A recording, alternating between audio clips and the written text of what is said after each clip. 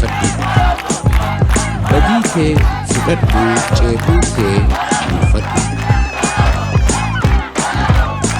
dhugaarraa hin fagaatin kijiba hin dubbatin namayyuu hin fakkaatin ifta'uu hin qaanfatin.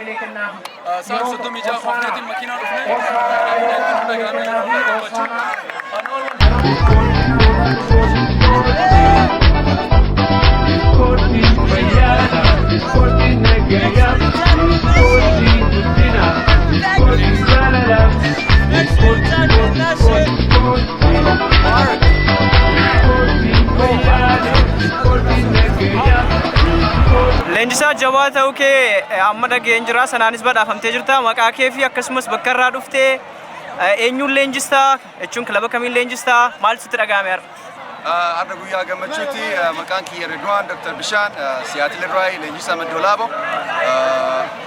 Akka argiteetti straight 6 games undefeated asiin geenne addas dirree wajjin taphanne dirree jechuun galee cimaadha. Waan haalaan nama gammachiisu haalaan geema bareeda ture. Akka jiru akka argite staadiyomiin guutuu tifozoon akka jiru tifozoo kenna ture. Kan injifannee ka gallee jaraafi was an amazing game. So waggaa dhufu asitti ta'uuf deema ammas karaa hamma kana dheeraa ooftanii dhufuuf qophiidha moo akkamree? Waggaa dhufuuf ni dhufna irra baay'inaan ka dhufnee trophy callaaf hin dhufnu ka dhufnu argite bileen Oromoo wajjin as wal geennee gammannee yeroo gaarii dabarsuu fi haa ta'us malee qophii kanaaf illee qophoofnee dhufne waan haalaan nama gammachiisu waan bareedu. Dhaamsaa jechuun yookaan ergaati dhumarratti kilaboota kaaniifis akkasumas dargaggoota Oromootiif qabdu bashannanaa tapha kubbaa miilaa Noorz Ameerikaa kana laalchisee. Dhaamsi ani qabu tiimna steet adda addaa Minnesota keessa tiima 9 jira. Tiimni ala jirtan jabaadha. Tiimni amma steet alaarraa ka dhufe tiima 4 Seattle, Denver, Toronto fi Seattle akkasumas Kanaadaanis dhufee jira. Tiimni ala jiran ka akka Atlanta, Ohio, Dallas, Phoenix argitee steet namni baay'een dhufne tiimni kunniin haa dhufaniin karaj goona. Argitee kuni waggaan yeroo takka uummanni kaasee ol ga'u uummanni asitti wal arga obboleeyyan argitee namni marti haalaan yeroo gammachiisu dabarsite jechuudha asitti. Hayyee galatoomii ulfaadhu. Galatoom. Ati saayee.